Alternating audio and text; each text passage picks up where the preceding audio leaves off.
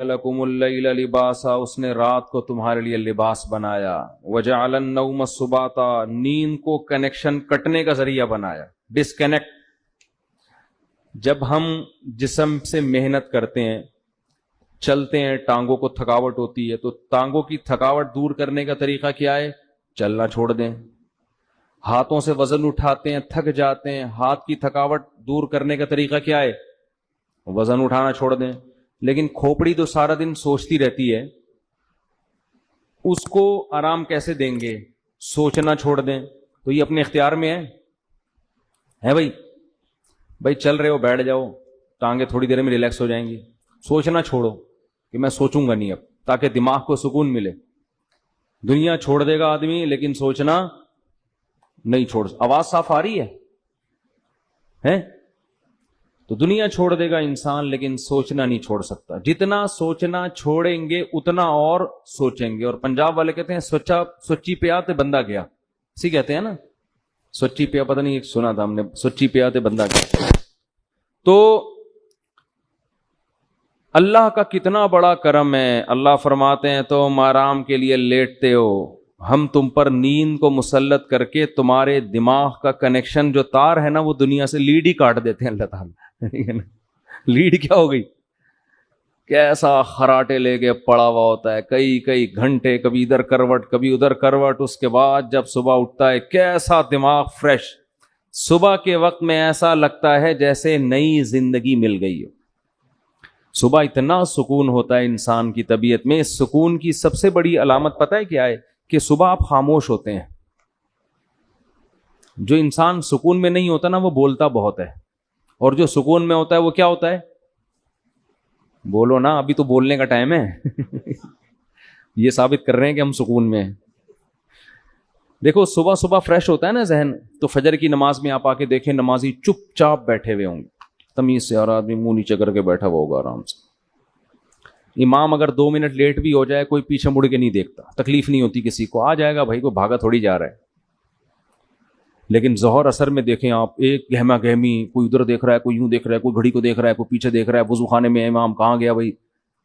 گھروں میں بھی آپ دیکھیں صبح صبح اٹھ کے بچے اسکول جا رہے ہوتے ہیں، مائیں ان کو ناشتے کرا رہی ہوتی ہیں، ہلکی پھلکی بات ہوتی ہے، بیٹا یہ لے آؤ، یہ کر لو، وہ اس طرح، بس جو ضرورت کی بات، ٹو دا پوائنٹ۔ وہ خاموش ہوتا ہے انسان۔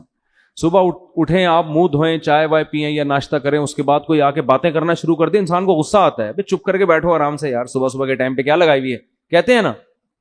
اس لیے کہ دماغ میں کیا ہوتا ہے؟ سکون۔ تو یہ جو انسان ہے نا، یہ جتنا سکون میں ہوگا اتنا خاموش ہوگا۔ لوگ الٹا سمجھتے ہیں کہ جتنا بولو گے اتنا سکون ملے گا، ایسا نہیں ہے۔ بولنا بے سکونی کی علامت ہے اور بے وقوفی کی بھی علامت ہے۔ بچے زیادہ بولتے ہیں کیونکہ بے وقوف ہوتے ہیں، ہر وقت بولتے رہیں گے کہ نہیں بولتے رہیں گے؟ ابو یہ کیا ہے، ابو یہ کیوں، میں کیوں کرتے رہیں گے، میں کیا پالوں، میں کیا کروں، مجھے یہ چاہیے، مجھے وہ چاہیے۔ جب تھوڑے بڑے ہوتے ہیں تو چپ کر کے آرام سے کونے میں بیٹھے رہتے ہیں۔ ہمارے حضرت مفتی رشید احمد صاحب رحمہ اللہ تعالیٰ کی محفل میں جب ہم پہلی مرتبہ گئے، حضرت کی آدھا گھنٹہ محفل ہوتی تھی، تو ہم جب جا کے بیٹھے ہیں تو وہ ہمارا خیال تھا آتے ہی باتیں کرنا شروع کر دیں گے۔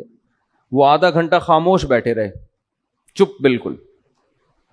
ہم کالج سے نکل کے گئے تھے، ہم نے یہ ماحول کبھی دیکھا ہی نہیں تھا، ہم بھی جا کے چپ کر گئے، ہمیں بولتے ہوئے اب ڈر لگ رہا ہے، ہم بھی چپ کر گئے، تمیز سے بیٹھ گئے وہاں۔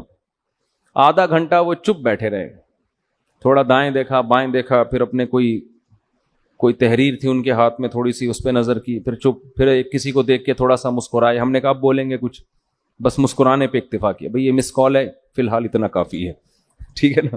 یہ خاموش پیغام تھا، پتہ نہیں کیا پیغام دیا انہوں نے۔ آدھے گھنٹے کے بعد واپس چلے گئے۔ ہم نے کہا یہ کیسی محفل ہے بھائی۔ لیکن عجیب بات یہ کہ سکون ہمیں اتنا ملا شاید زندگی میں کبھی نہ ملا ہو، ایسا سکون ملا، اڑے یہ کیا ہے بھائی، ایسی خاموش جیسے سکینت آسمان سے اتر رہی ہے۔ میرے بڑے بھائی ایک دفعہ آئے ہمارے یہاں مدرسے میں، سب طلبہ نا چپ چاپ بیٹھے ہوئے مطالعہ کر رہے تھے اپنا، تو وہ کئی گھنٹے ہمارے مدرسے میں رہے۔ تو جب وہ جانے لگے کہنے لگے اللہ کی قسم ایسا سکون زندگی میں کبھی بھی نہیں ملا جو یہاں کے ماحول میں.